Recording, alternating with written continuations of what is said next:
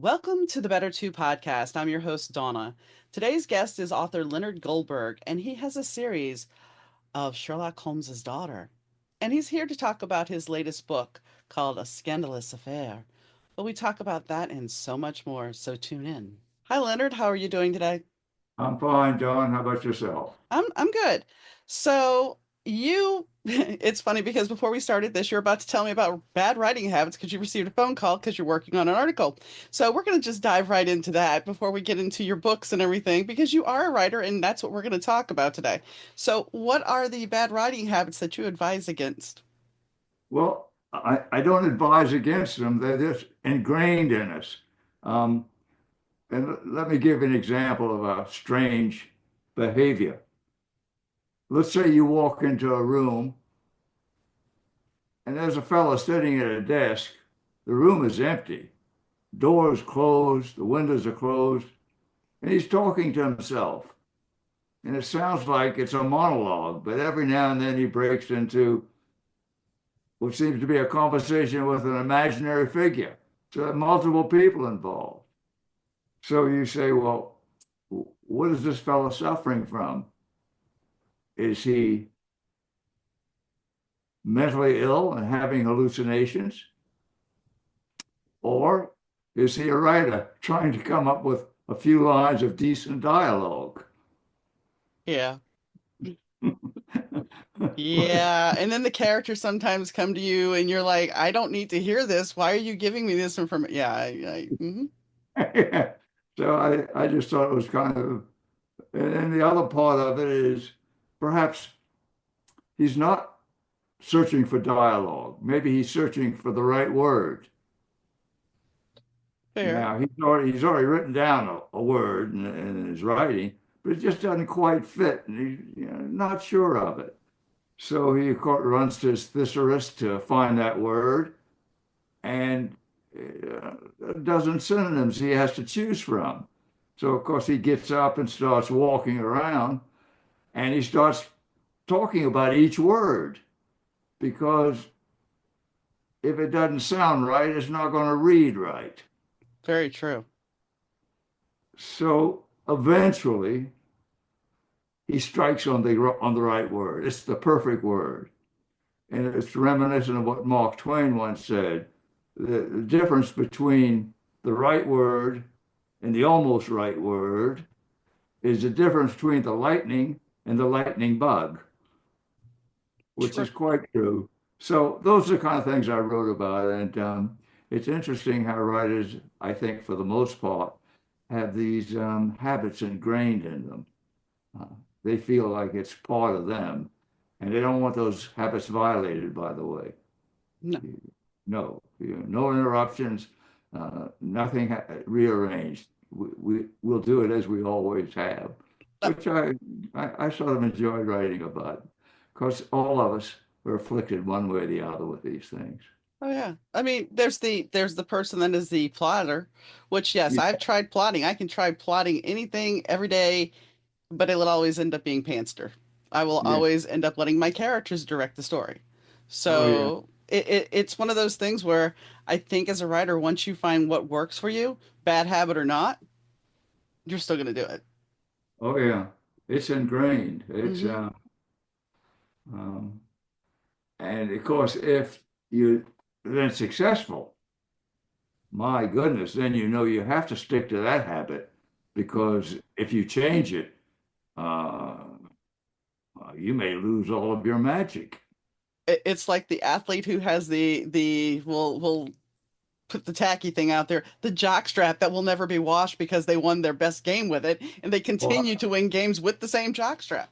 So oh, yeah, absolutely. And if by chance someone washes that jockstrap, everything's out the door. right, and he happens to lose the next race, Yep. oh, Hmm.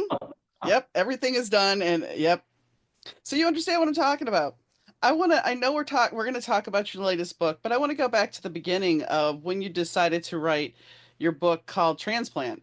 Because when I was doing research about you, I ran across your whole ethos of how that came about because to me that was interesting because it started out not so much as you wanting to be a writer. It was starting out as a research project that blossomed into something else. So, Absolutely. I mean, how did that, what, you're working on this research project. Tell us a little bit about that. And then how did you decide, okay, this really makes a fascinating story. So let me make a fiction story, which was optioned, by the way. But go ahead. Well, at the time, I was doing research at UCLA, and we had this patient, lovely woman, who had this terrible anemia. She was making antibodies against her own red blood cells. So it was a desperate situation for her. And if you gave her a transfusion, why, those antibodies attacked the transfused red blood cells. So things were looking rather badly at the time. And we happened to come across a patient, a family, who had a most unique blood type.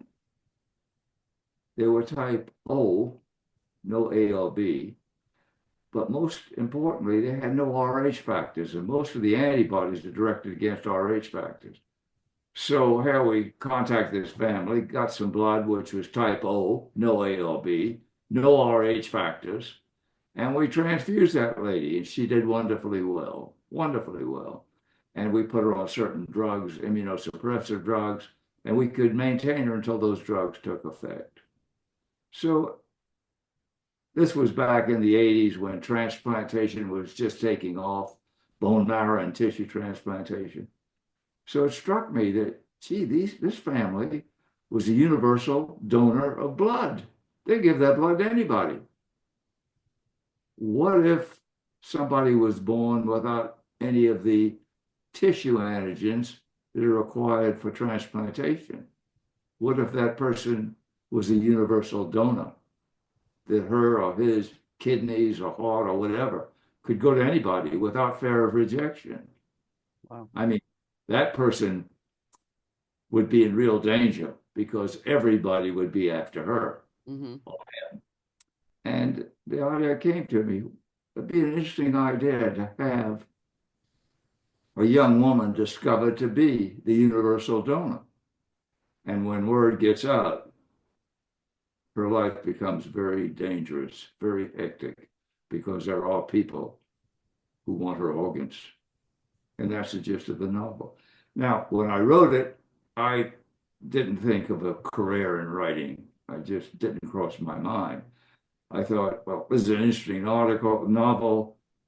It'll be published, and then I'll get back to doing my research and what teaching at UCLA.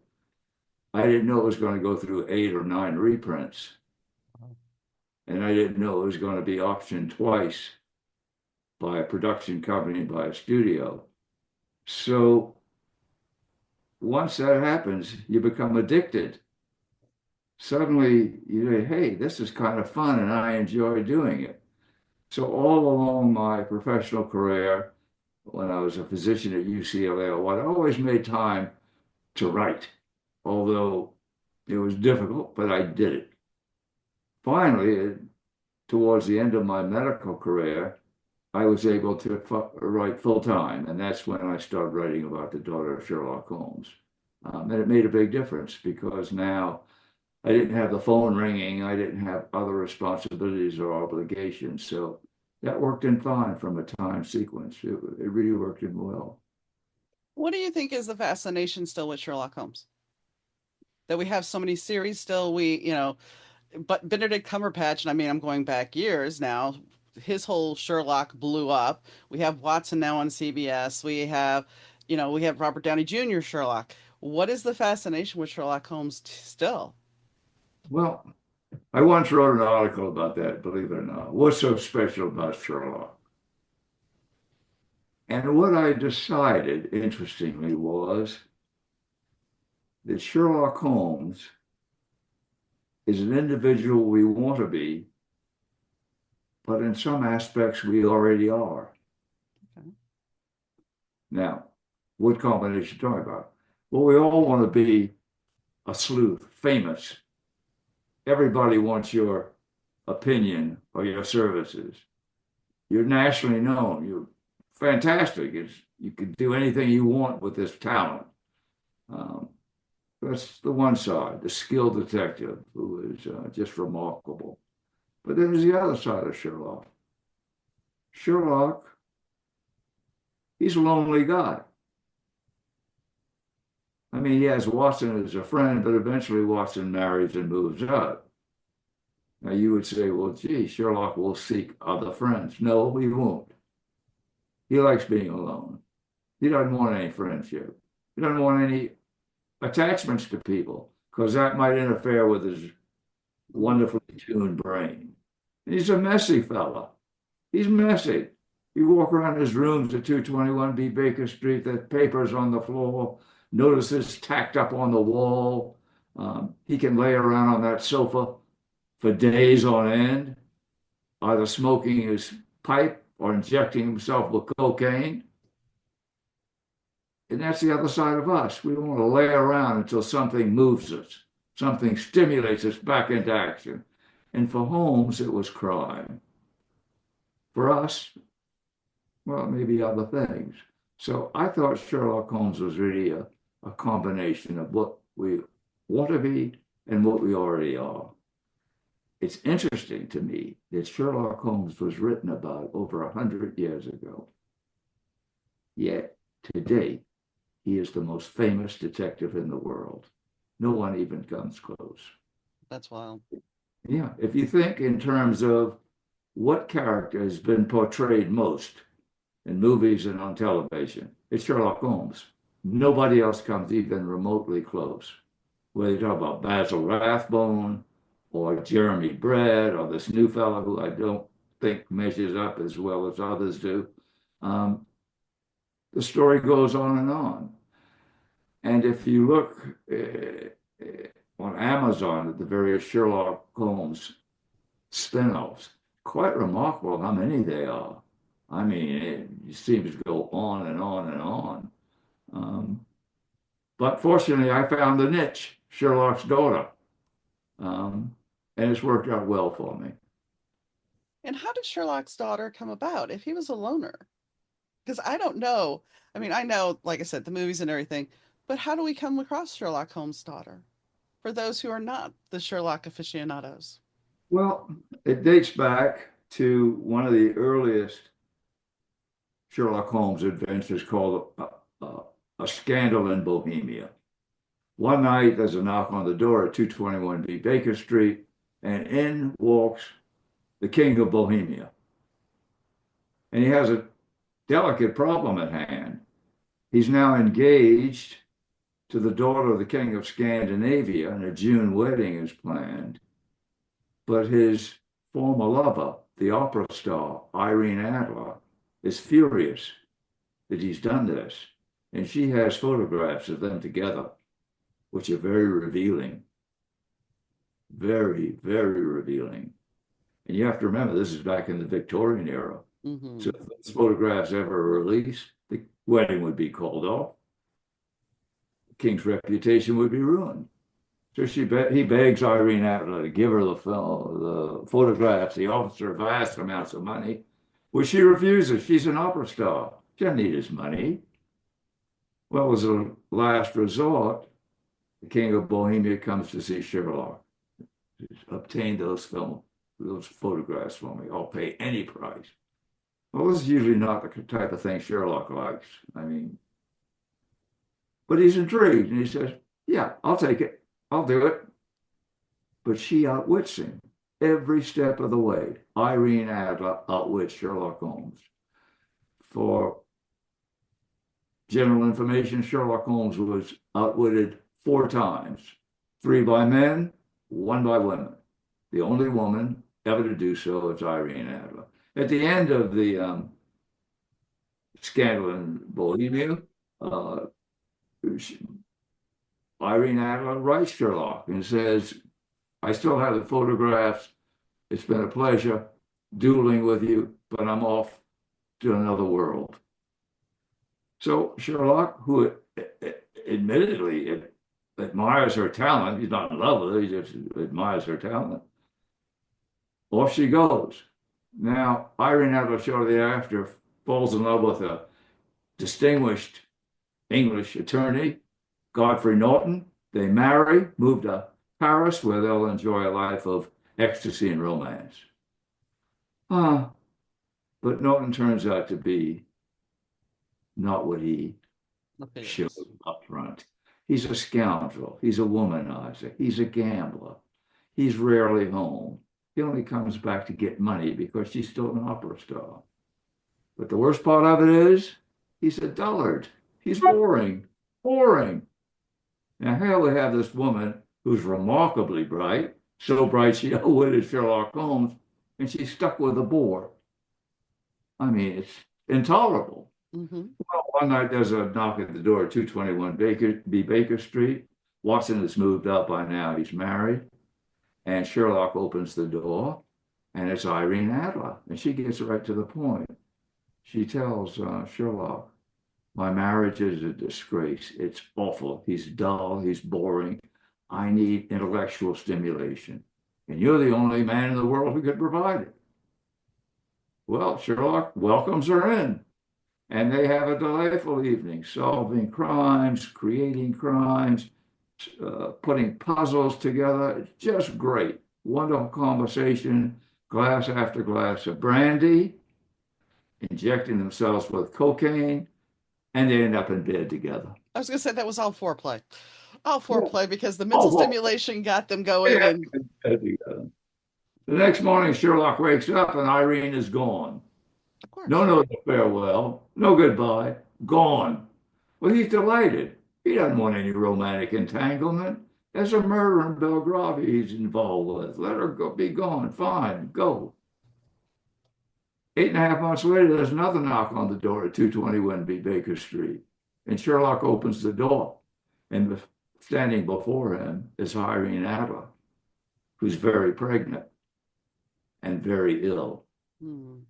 She's suffering from the toxemia of pregnancy. Her blood pressure is sky high. Her kidneys are failing. She'll be dead in a matter of weeks. And she comes to Sherlock for some sort of assistance. Well, Sherlock's a cold-hearted fellow. He's not going to become a father. He's not going to become associated with her. Forget that. But it's a puzzle.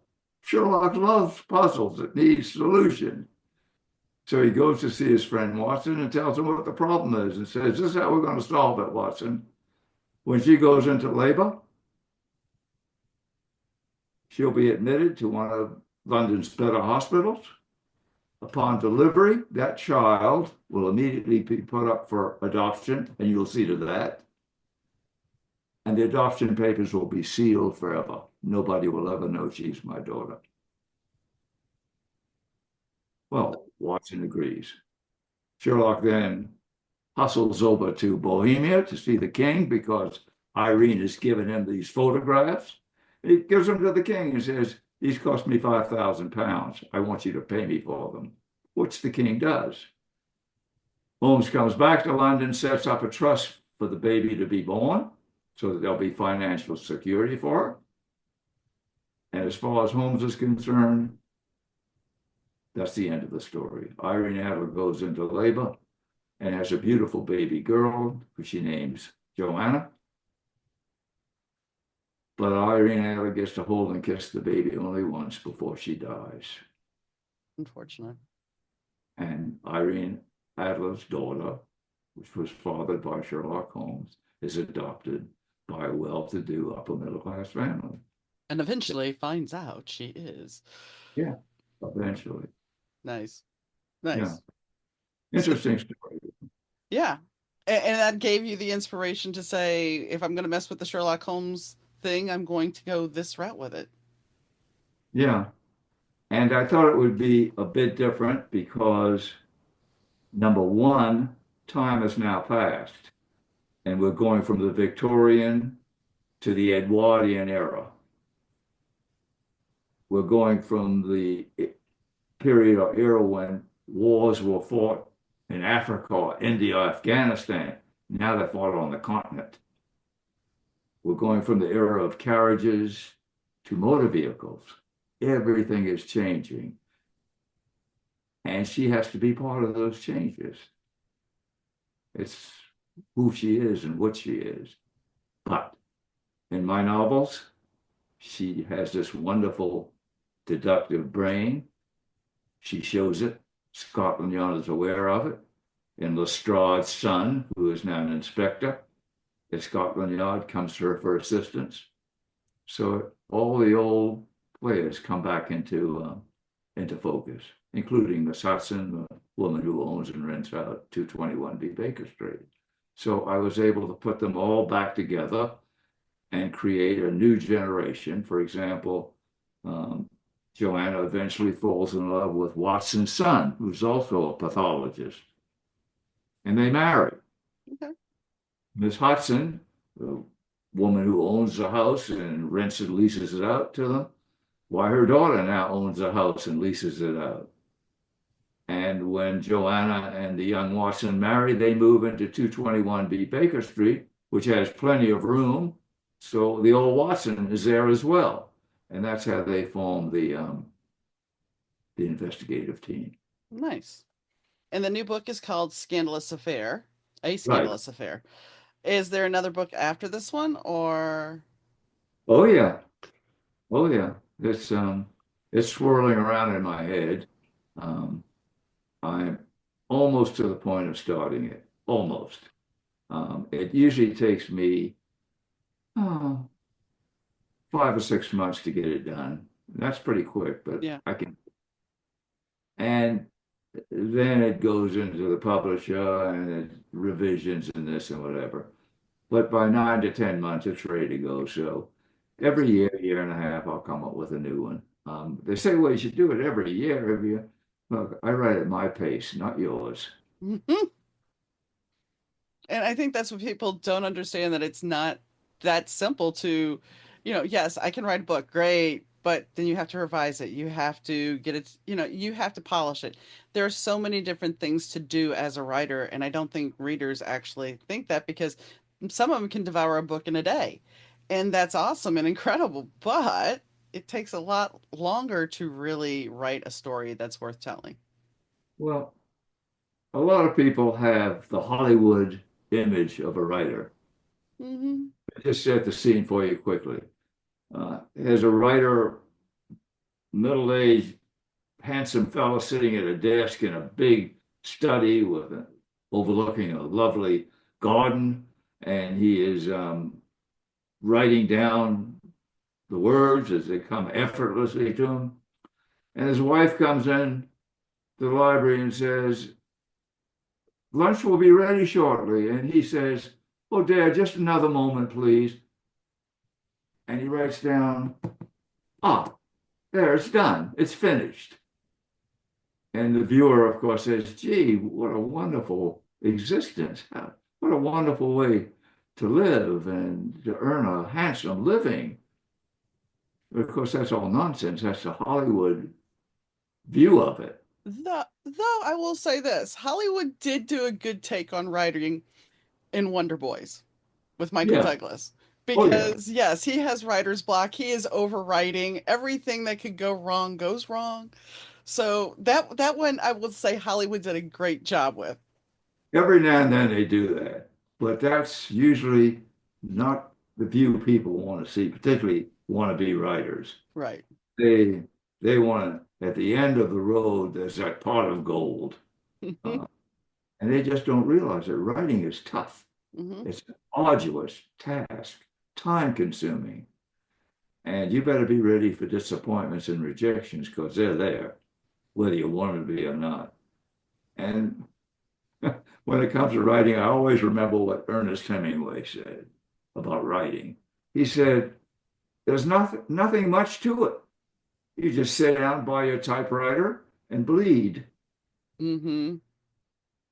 Hmm. So the reality is it's a tough road. And I expect that's why everybody wants to write a novel, as I was once told. But I corrected that individual. I said, no, you don't want to write a novel. What you want is to have written a novel. Yeah. I think that people, the one thing you stated that Hemingway said is the needing to bleed. And the thing is, when you write, if you truly want to tell a good story, I I kind of took this from an acting class I took. The gentleman was he had done some commercial work and everything, and he told us in acting class, he said, you have to live in the moment. And I took that kind of not only as an acting, but as a writer. Because Mhm. if you are not really believing in what you're writing, if you're not feeling those emotions, it's not going to come, it'll be shallow on the paper. It's not going to translate to the emotional impact you really are seeking because you have to feel what your character's feeling. If you're just like, Tammy cried. Okay, well, that's not really being emotional. You have to allow your reader to get swept up in those emotions. For me, when I think I have this one book I wrote, which I'm going to be rewriting it. But everybody that read it told me, I can't stand this guy. Of course, some people felt sympathetic for him and thought he needed somebody to take care of him. But they were just like, I can't stand this guy. He's the vilest man in the world. I don't know what I read. He's the vilest man in the world. And I'm just like, okay, I did my job. And my husband looked at me and was like, what do you mean? I'm like, I made them feel something. Yeah. They hated him. I don't care if they hated him. I made them feel something. And of course, somebody's like, oh, you can't redeem him. On my next book, I redeemed him. And then some because everybody's like, oh, yes, Team Nigel. And I'm like, challenge accepted. Thank you. So, but you have to believe in what you are writing. Yeah, you have to not simply tell it, you got to show it. Mm-hmm, For example, if somebody is hurt by a memory, I mean, you can write down the memory was very painful, but on the other hand, he's talking about the memory, and you say, and as he spoke, his voice cracked. mm-hmm, You know, it hurt. mm-hmm. It took him a minute to compose himself. You know, it hurt. You got to show him. Um, it's not easy to do. It really is not easy to do. But if you want to be successful, you better learn how to do it. Mm-hmm. I mean, there's something I'm working on right now, and it's like, you still love me. And she's like, no, I don't. He goes, if you didn't love me, your eyes wouldn't be pooling. Because right there, you can sit there stoically and say it, but if your eyes are watering, the truth is there. And that's the thing. We have those micro movements of our body that betrays us. We can be stoic as anything, but our body will betray us. Well, talking about eyes, I once read a line which just stuck with me. And the line went something along the order of eyes can touch someone far more than hands ever thought of doing. It's Hmm. really quite remarkable. Hmm. Because it's true. Hmm. You can't hide the eyes. It's Well, I mean, this is going to be a little weird, but I'm going to state this. It's like one of those things where I remember in high school, everybody's like, oh my gosh, look at that guy's butt. Look at that guy. And I'm thinking to myself, the only thing I want to look at on a guy is his eyes and his smile, because his eyes are going to tell me who he is. oh yeah. His body's not going to be that in 40 years, but his eyes, they're pretty much going to still be there. His emotions are there. Well, as someone who I don't know wrote, the eyes are really the window to the soul. Mm-hmm. And it is. It's the eyes, that's involuntary. You really don't control that. No. Yeah. Interesting. So tell us a little bit about A Scandalous Affair. What is the premise of the story? The premise of the story is there is a very high-ranking English official. He is Chancellor of the Exchequer, which in England is third in line of power back then. First is the king, then it's the prime minister. Next, Chancellor of the Exchequer controls the treasury, all the money, all the taxes, all the tariffs, what have you. And in addition, this chancellor, his name is Lord Radcliffe, sits on the War Council, is doing World War One, and all of the major military operations which take place on the continent has to be approved by the War Council. So he's a very powerful, very influential man who has remarkable knowledge about things that most people don't.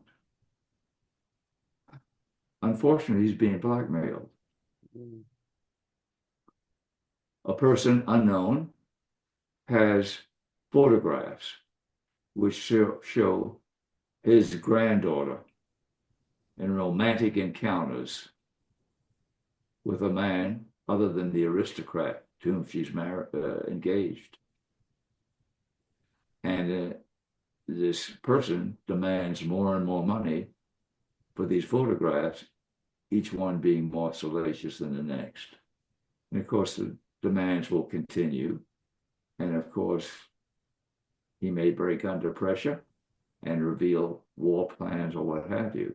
So it's very serious situation. So in the dark of night, he comes to see Joanna and the Watsons because somebody has to find out who the blackmailer is and get those photographs. And that's the gist of the novel. And so, in ways, it's similar to what we discussed earlier, which is cool because that kind of goes full circle then. And Yeah. that's kind of neat. Yeah.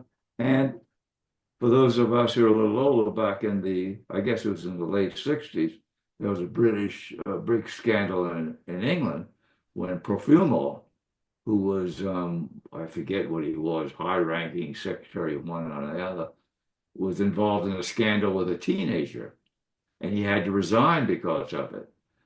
And there were questions about security leaks at the time as well. So when the scandal is big enough, it affects just about everybody. What's interesting is when you think about that. So, yeah, I was born in the late 60s, so I know nothing about that. But I think what's interesting is scandals back then, even until the 80s, that could ruin somebody. I mean, Jessica Hahn, all those things ruined people. Nowadays, a scandal is not as detrimental, I think, as it was. I think we've become more open and I dare say more coarse as a Yes. society. Um, I mean, little things show it. I was looking at the internet a few weeks ago, and someone asked the question, if someone holds the door for you, should you say thank you? Yes. I mean, well, I would think so. I mean, thank you very much. Well, but there was a question being asked. When I was growing up, I want to question that. Uh, Someone did you that favor or whatever, you thank them for it. So the world has changed, and it's always going to change, you Oh know. yeah. I mean, I grew up because I grew up in Louisiana, New Orleans, and yes, it was yes ma'am, no ma'am, yes sir, no sir. And I remember as a teenager, my mother said asked me something. I'm like, "What?" She goes, "What did you say?" I'm like, Uh, "Ma'am." And I mean, I still will find myself slipping into manners if someone is older than me. But manners, I think, are long gone. In fact, when I worked in insurance, I had somebody on the phone, this was back in the early 2000s, who got ticked off with me. She was younger than I, and I said the word ma'am to her.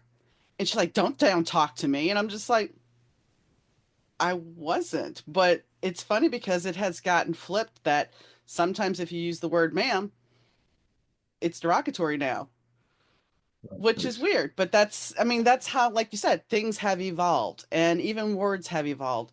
And it's a matter of changing tide, and it's hard to navigate sometimes, but you have to accept it. What was once an acceptable word now may not be an acceptable, or then is not now.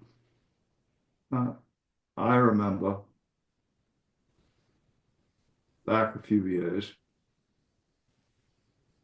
if you misbehaved, if my brother or I misbehaved, all it took was a look from my father, just a look.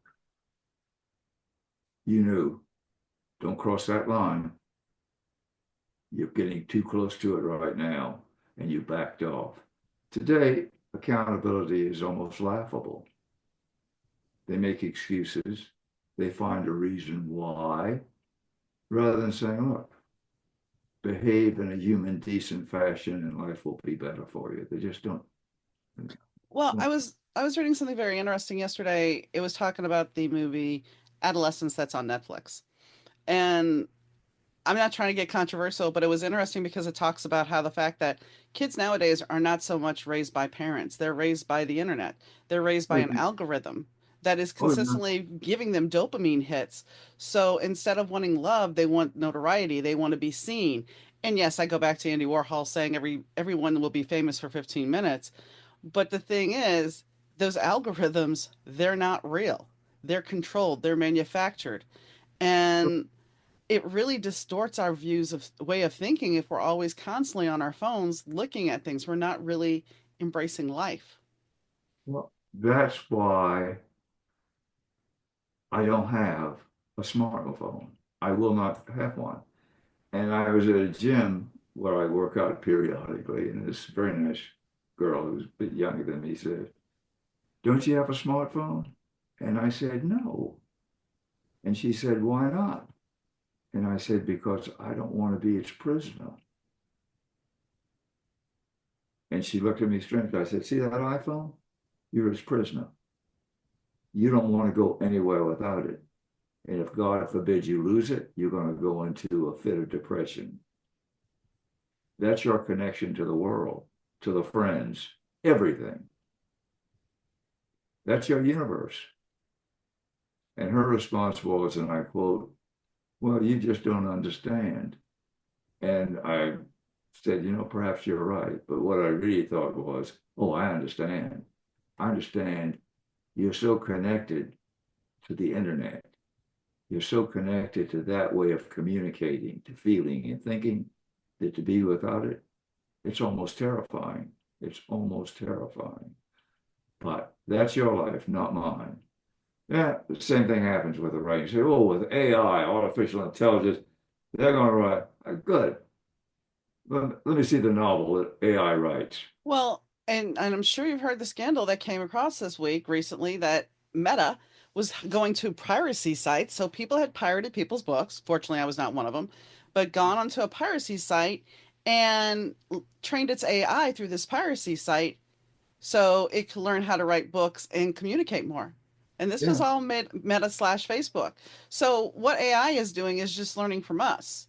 And eventually, and that's the thing. It's like it's not that I'm against AI. I think AI has a place, but I think there has to be limits and restrictions because I'm a writer, I know that sometimes you can write fact even though it seems like fiction. And yeah, the possibility of war games, of it becoming self-aware. Oh yeah, I'm sorry. I do see that it could become self-aware if we do not put those guardrails in. Well, as I said earlier, the world is changing. Hmm. It's going to continue to change, Hmm. but I still think that talent matters. Yes. When we see it, we know it. Yes. Now, it may not be in writing, it may be in sports or this or that, but you know it when it's there. It sparkles and it gets your attention. Well, I mean, even like the service that I use to air my podcast, there's a feature where I could actually have an AI co-host. I'm like, I don't want that. No. And somebody said, there's certain things that AI will not be able to do. And one of them was about waxing. Well, sure, it's not going to be able to do that, but it's not going to be able to give you a haircut for a long time either. But eventually, as it evolves, it'll be able to do those things. Yeah, I think that one should never underestimate technology because today's magic will be tomorrow's routine. Hmm. It's going to happen. Um, Things that we never thought possible happen. And when it happens, we become so blasé.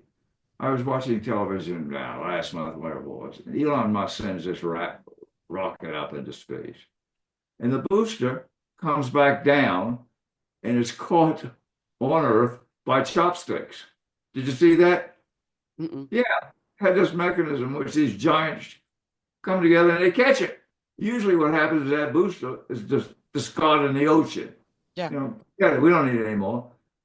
But he does it so he can reuse it. And he had a mechanism to catch it.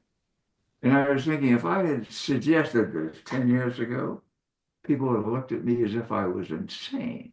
Hmm. insane. So I have learned that again, today's technology is tomorrow's routine. It Hmm. just happens. It just happens. And you either conform or rebel, do whatever you want to do. But the point of the matter is it's there and it's not gonna go away. No, no, the But genie's out of the bottle at this point. but again, I am not that concerned, believe it or not, about AI writing a novel. The ones that I've heard that they have written, they people have complained about. Yeah. So, and I mean, even books on tape, there has been the talk that, there's AI narrated books. Well, I can imagine that that's not going to go necessarily smoothly, but in time, I'm sure it will. In time, there are going to be those cheaper ways to do things.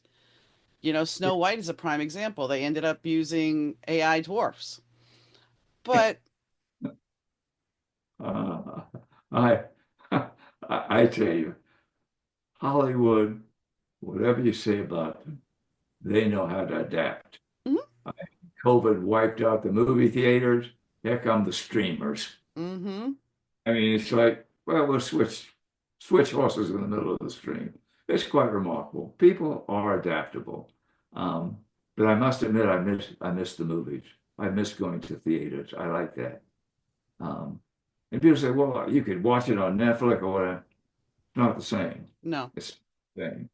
You go to the movies, get a big bag of popcorn and a Pepsi or Coke or whatever, and sit back and just be transported into another world. Mhm. Whether it's Gandhi or The Godfather or whatever great movie that you really saw and liked and became involved in. I'm afraid that it may be gone. I'm not sure we'll ever get that back. Maybe I'm wrong. I hope. I haven't been to the theaters since before COVID. However, that being said, I've lost my husband and I've had some health issues, so going to the theater has not been an option. So Yeah, yes, streaming has been something I have embraced more, but you know, it is what it is, and it isn't the same because you can stop in the middle of a movie at home and go, okay, I'm gonna go to the bathroom, I'm gonna go do this, and then I'll come back, or I'm tired, I'll watch this later. yeah, It's become it's not the attention span is not required as much as if you're at the theater where you are transported. I mean, I can yeah, still remember seeing Star Wars at the theater back in '77. And as a kid, that was just like the most amazing thing when that crawl started on the screen yeah. because, wow, Oh, okay, yeah. yeah. When it's done right, Hmm. it just captivates. Hmm. Right now, I'm not sure certain Hollywood has the directors and producers and actors to produce that same feeling of wow, great. When's the last time somebody came up to you and said, "Have you seen? Did you watch?"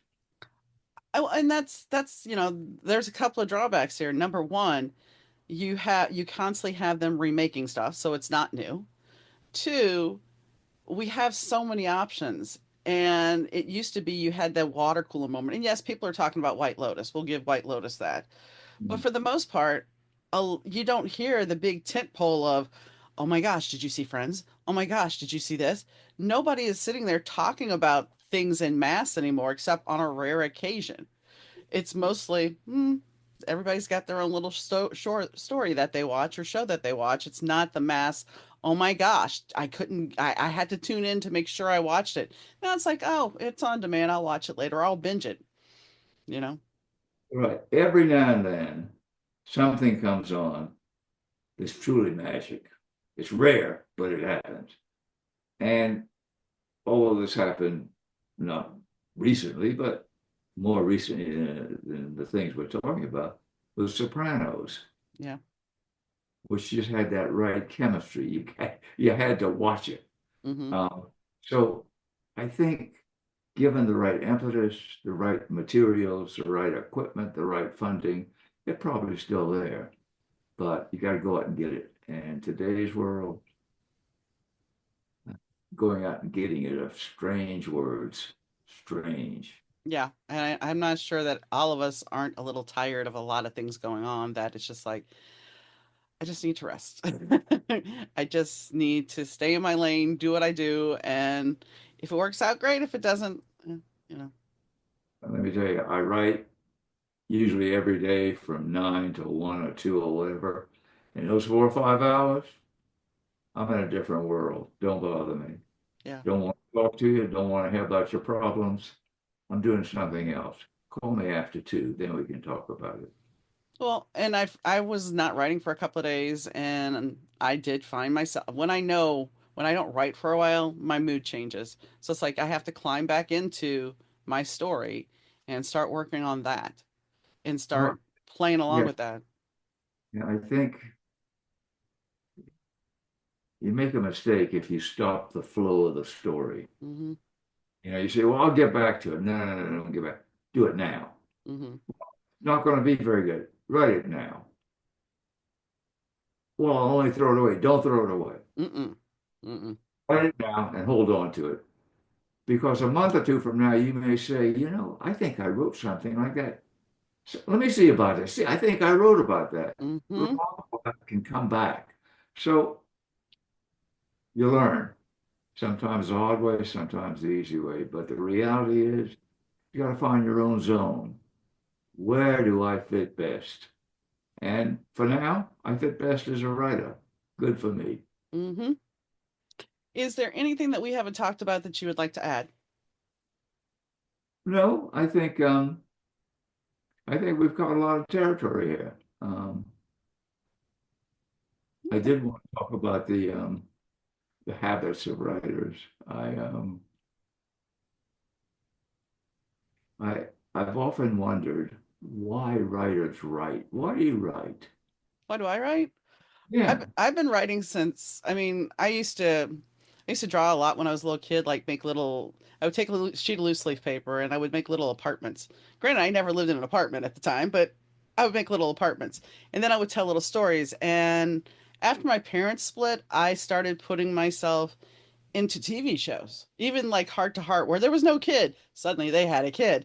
I would put myself in there because it's like I wanted to have this story. I would let this my imagination go. And then by the time I hit high school, I really had started adding I started creating stories. They were even though I had these other stories in my head, I really started creating.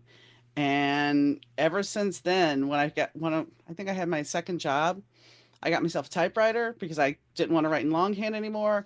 And so I started typing everything. And then, yeah, it just kept evolving and evolving. And my first book, it took me over 30 years to release. However, that being said, I never will release that 30-year book because my first book that came out, I ended up writing while my husband was in dialysis. The character came to me and was like, I got a great marketing idea for you. I'm like, really? Okay. So I started this rock star's journal. I started this guy who was just straight up a nasty man, and I would write it as a blog. And I had rehab centers follow me. And once that happened, I'm like, these people think this is real. So I'm just going to turn it into a book. And lo and behold, I had friends that I was doing this at Barnes and Noble. I had friends, they were going to be closing that location. And we had one more new writers' night. So I had something to push me to get that story out. And so I finished that story. And then when I went to my next book, there was a contest that I had to have a story written in a month. And so it was like, okay. And I took some stuff from the 30-year novel and moved it over there and made everything work. And I realized that when I write, if I don't write, like I was saying earlier, there's something in me that just gets kind of agitated. It's like, I need to get that creative energy out because if I don't, I don't feel good.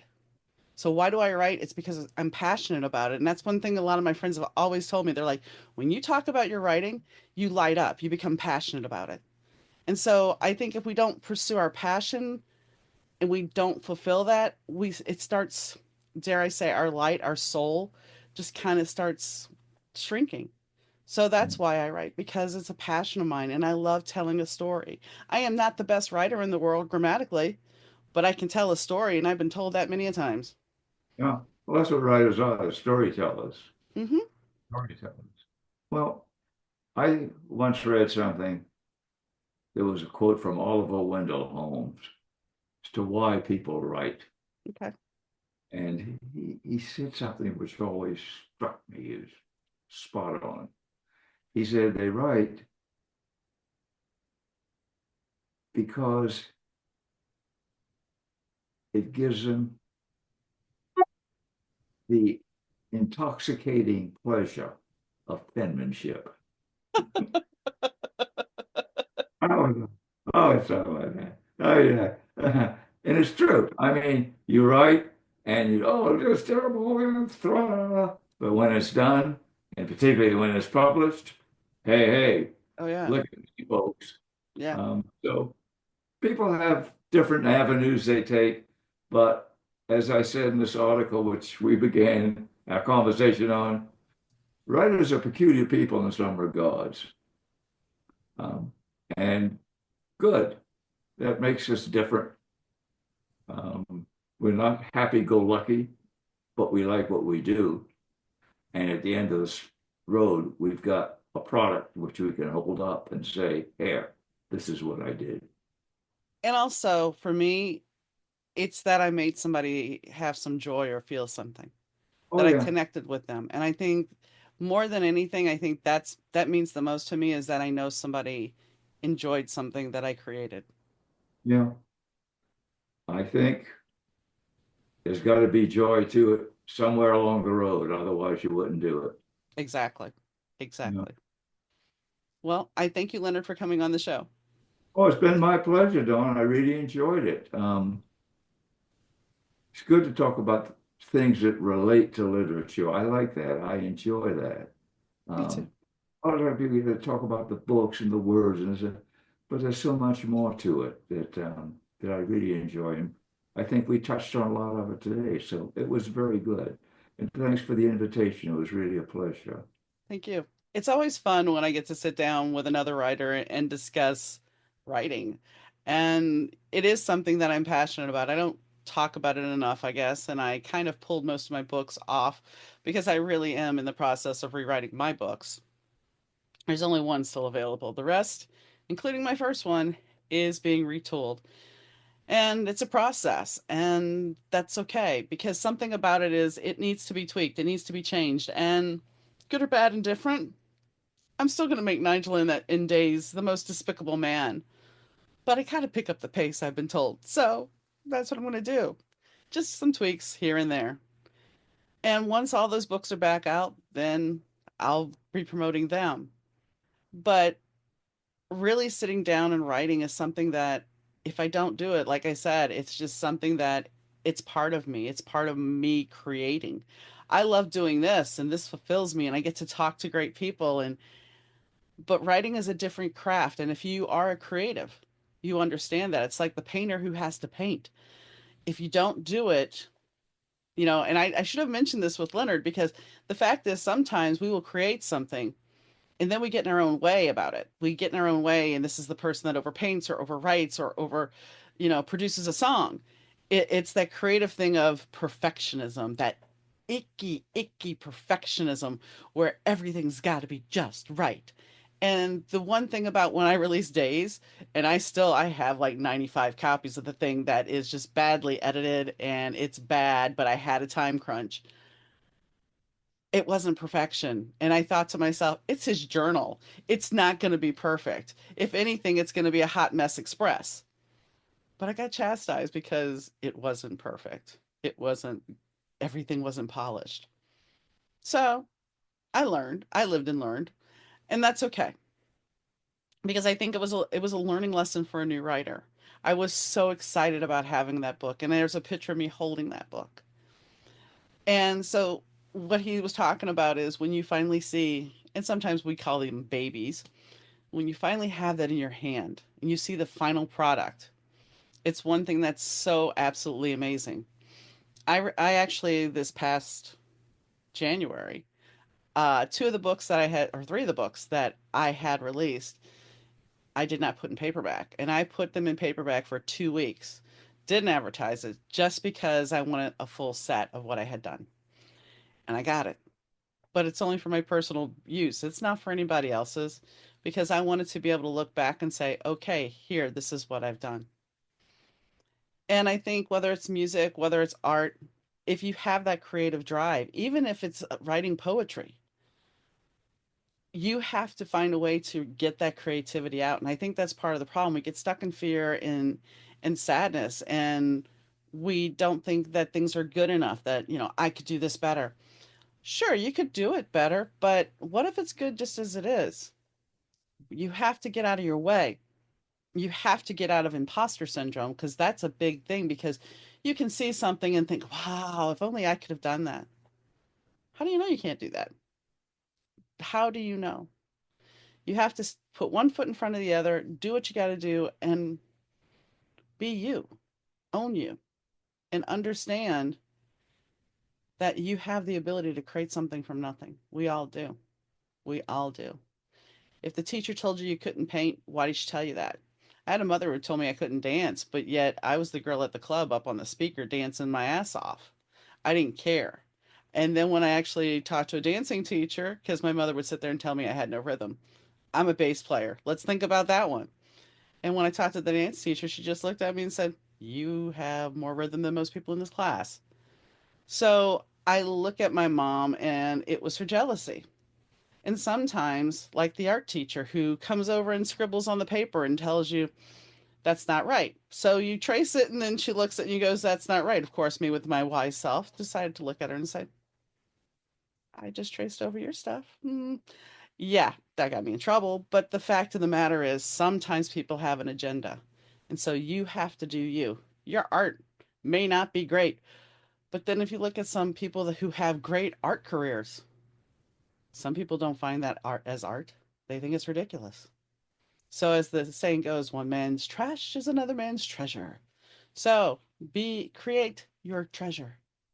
Don't let somebody else get in your way. If somebody doesn't like it, oh well, you do you. And that's the most important thing. So now I'm going to get off my soapbox. Go check out his book. There'll be a link in the website to his website. And if you love Sherlock Holmes, definitely check it out, because he advanced the series.